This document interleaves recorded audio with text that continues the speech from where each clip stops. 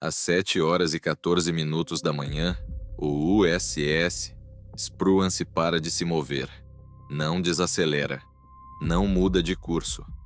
Para completamente no meio do Estreito de Hormuz, a 8 quilômetros da costa norte do Irã, nas águas mais perigosas do planeta, no segundo dia do bloqueio americano aos portos iranianos. O contra-torpedeiro que havia deixado sua posição de patrulha padrão às 6h47 para interceptar um navio de carga iraniano, tentando furar o bloqueio, está agora morto na água, com os motores desligados e 3 compartimentos alagando ao mesmo tempo. A bordo do Abraham Lincoln, a 340 quilômetros dali, ninguém sabe ainda. Ninguém está a caminho. Você está a bordo do USS Spruance. A costa iraniana fica a 8 quilômetros ao norte. O navio está alagando. E você acaba de perceber que aquilo que parou o Spruance não foi disparado contra ele. Estava esperando por ele. Para entender o que aconteceu às 7h14, é preciso entender o que estava no fundo do Estreito de Hormuz antes de o Spruance chegar até lá. Porque isso não foi um míssil. Não foi um torpedo. Não foi nenhuma arma que o Irã disparou naquela manhã. Nem em nenhuma das 46 manhãs daquele conflito. Foi uma mina naval. Mais especificamente, uma mina de influência de pressão. Uma arma que não detona no contato. Ela se assenta no fundo do mar e espera. Ela mede a variação de pressão na água causada por uma embarcação de grande porte passando acima dela.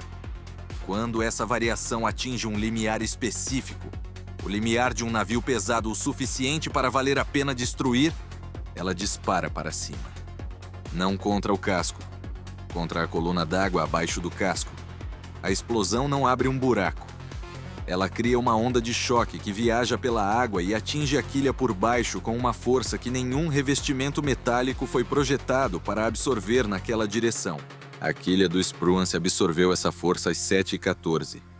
A explosão não foi alta. Não de dentro do navio, não do jeito que a tripulação esperaria ouvir uma explosão.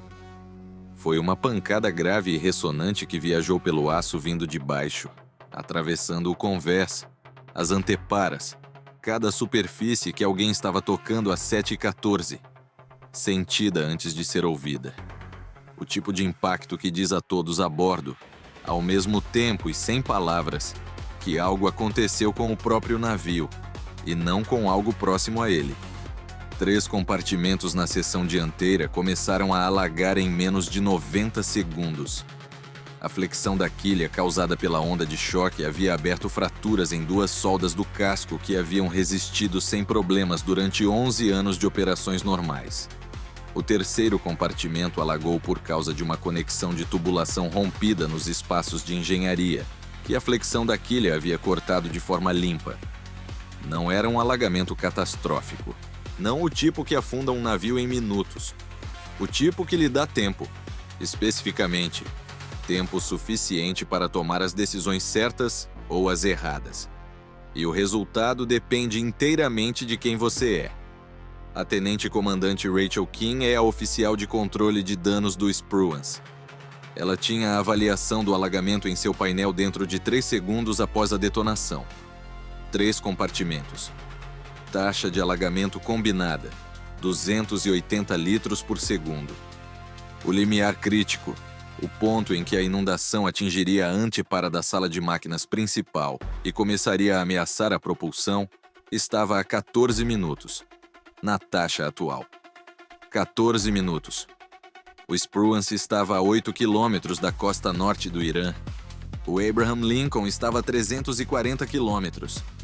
O navio aliado mais próximo estava a 22 quilômetros atrás deles, na entrada sul do estreito. Em velocidade máxima, chegaria em 18 minutos. A matemática dizia que a ajuda chegaria 4 minutos depois de o navio perder a propulsão. Kim começou a trabalhar o problema. A resposta padrão de controle de danos ao alagamento do casco é o isolamento sequencial de compartimentos. Selar os espaços comprometidos, ativar as bombas de emergência, avaliar a integridade estrutural e solicitar assistência. Kim tinha a sequência de isolamento em andamento dentro de 90 segundos após a detonação. 2 dos 3 compartimentos selaram corretamente.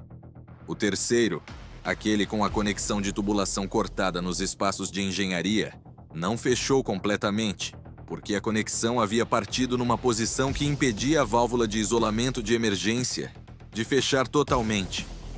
A válvula estava fechando apenas 80%. Não era suficiente. Com 80% de isolamento, a taxa de alagamento no compartimento 3 caiu de 140 litros por segundo para 31 litros por segundo. A taxa total de alagamento nos 3 espaços passou a ser de 171 litros por segundo. O tempo até o limiar crítico passou de 14 para 19 minutos. Às 7h16, Kim transmitiu sua avaliação de danos para o Centro de Informações de Combate. Alagamento contido em 3 compartimentos. Isolamento 80% eficaz no compartimento 3. 19 minutos para o limiar crítico. Solicitando apoio de engenharia de emergência para completar o isolamento na conexão cortada. A resposta chegou em 11 segundos. Kim, temos um segundo problema. A detonação da mina havia ativado simultaneamente todos os sensores passivos do Spruance. A assinatura acústica específica de uma mina de influência de pressão, detonando abaixo da quilha de um navio, uma assinatura que todo operador de sonar da Marinha Americana treina para reconhecer e espera jamais ouvir em um combate real, havia se propagado pela água a partir do ponto da detonação em todas as direções. O sonar instalado no casco do Spruance havia registrado em detalhes precisos. E o operador de sonar, o primeiro sargento James Okafor, estava olhando fixamente para o seu painel havia 2 minutos. E havia encontrado algo naquela gravação que ele não conseguia explicar e que não conseguia parar de analisar. A assinatura acústica da mina estava errada. Não errada no sentido de incomum para uma mina. Errada no sentido de inconsistente com qualquer mina militar iraniana na biblioteca de ameaças. As características do espoleto de pressão, a assinatura do composto explosivo, a ressonância da carcaça. Tudo apontava não para munição militar iraniana, mas para uma mina marítima de padrão comercial. O tipo usado não para a guerra, mas para negar acesso a canais de navegação específicos em águas disputadas. O exército iraniano jamais havia implantado minas de padrão comercial naquele conflito. O exército iraniano usava minas de padrão militar, armas projetadas para o combate, documentadas em todas as bibliotecas de ameaças, reconhecíveis em todos os sistemas de sonar da Marinha Americana. Uma mina de padrão comercial no canal de navegação do Estreito de Hormuz significava uma coisa específica, aquilo que Okafor vinha tentando articular durante 2 minutos, e que Kim entendeu no instante em que o Centro de Informações de Combate o retransmitiu para ela. Essa mina não havia sido colocada ali para atacar navios de guerra americanos. Havia sido colocada para destruir navios comerciais depois que qualquer acordo de paz reabrisse o estreito. O Irã havia estado minando o canal de navegação do pós-guerra durante o cessar-fogo. Não o corredor de trânsito militar, mas o canal comercial. A rota que todo petroleiro e navio de carga utilizaria no momento em que o estreito fosse reaberto para o comércio internacional. Enquanto o mundo acompanhava as conversas de Islamabad e esperava pela paz, os recursos de lançamento de minas do Irã haviam estado semeando o canal de navegação comercial com minas de padrão civil, especificamente projetadas para detonar sob o casco de um petroleiro carregado. O Spruance havia cruzado do corredor de trânsito militar para o canal comercial durante sua corrida de interceptação ao navio de carga iraniano às 6h47. Havia feito isso sem saber que o canal comercial existia como um campo minado separado. Havia feito isso porque nenhuma avaliação de inteligência havia indicado que o canal comercial estava minado, porque as minas eram de padrão comercial, porque haviam sido colocadas durante o cessar-fogo, quando os recursos de vigilância estavam focados em movimentos militares e não na preparação do canal comercial. O Spruance não havia sido emboscado. Havia entrado numa armadilha que nunca foi feita para ele. o que significava que a armadilha ainda estava lá. Cada mina que ainda não havia detonado continuava assentada no fundo do canal de navegação comercial, num padrão que ninguém havia mapeado e ninguém havia detectado. E se estendia por uma distância desconhecida, em uma direção desconhecida, sob águas que 230 petroleiros carregados aguardavam para transitar no momento em que qualquer acordo de paz abrisse o estreito. Kim olhou para o painel de alagamento. 17 minutos para o limiar crítico. 22 quilômetros do navio aliado mais próximo. Costa iraniana a 8 quilômetros. Ela estava trabalhando os dois problemas ao mesmo tempo. A conexão cortada no compartimento 3. A equipe de engenharia havia chegado até ela às 7h19 e descoberto que a conexão havia partido numa posição que tornava a substituição padrão impossível sem drenar o compartimento primeiro. Drenar o compartimento levaria 8 minutos. Eles não tinham 8 minutos.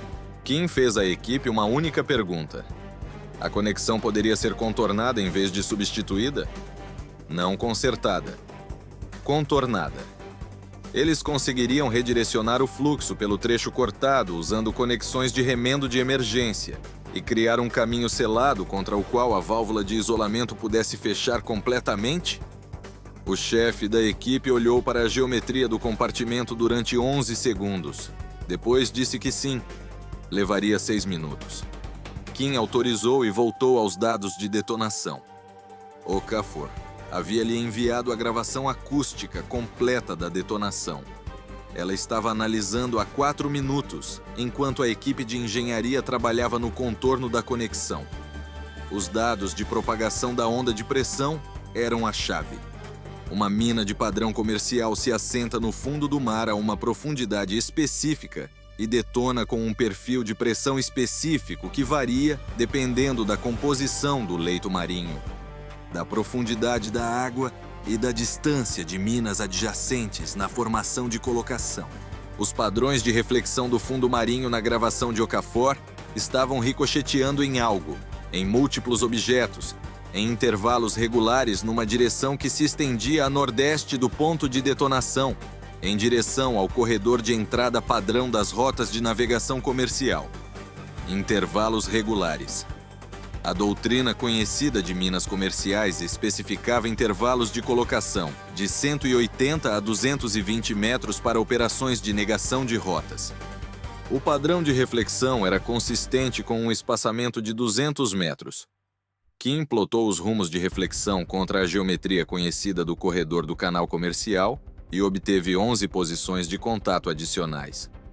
11 minas colocadas em linha reta ao longo do corredor de abordagem primário do canal de navegação comercial, estendendo-se 2 km e 200 metros a nordeste da posição atual do Spruance. Às 7h23, a equipe de engenharia concluiu o contorno da conexão cortada. A válvula de isolamento fechou a 97%. A taxa de alagamento no compartimento 3 caiu para 4 litros por segundo. A taxa total de alagamento nos 3 espaços caiu para 45 litros por segundo. O tempo para o limiar crítico se estendeu para 41 minutos. O Spruance não estava mais afundando. Kim transmitiu os dados de posição das minas.